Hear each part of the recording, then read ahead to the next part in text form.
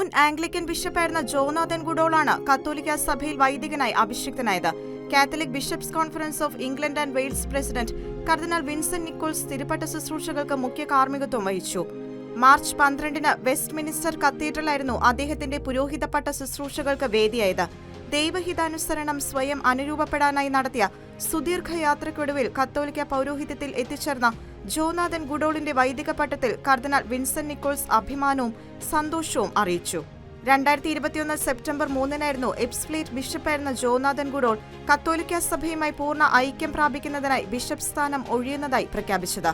ദീർഘകാലത്തെ പ്രാർത്ഥനയ്ക്ക് ശേഷം എടുത്ത തീരുമാനം അറിയിച്ചതിനെ തുടർന്ന് Canterbury arch bishop Justin Welby അദ്ദേഹത്തിന്റെ രാജി സ്വീകരിക്കുകയായിരുന്നു. 2021 സെപ്റ്റംബർ 8 വെസ്റ്റ്മിനിസ്റ്റർ ആർച്ച് ബിഷപ്പിന്റെ വസതിയിൽ അദ്ദേഹം കത്തോലിക്ക സഭയിൽ അംഗത്വം സ്വീകരിച്ചു. അതേസമയം പുരോഹിതപട്ടം സ്വീകരിച്ച ഫാദർ ജോനാഥൻ ഗുഡോൾ ഇനി വെസ്റ്റ്മിനിസ്റ്റർ രൂപതയിലെ സെന്റ് വില്യം ഓഫ് യോർക്ക് ഇടവകയുടെ വികാരിയായി സേവനമനുഷ്ഠിക്കും.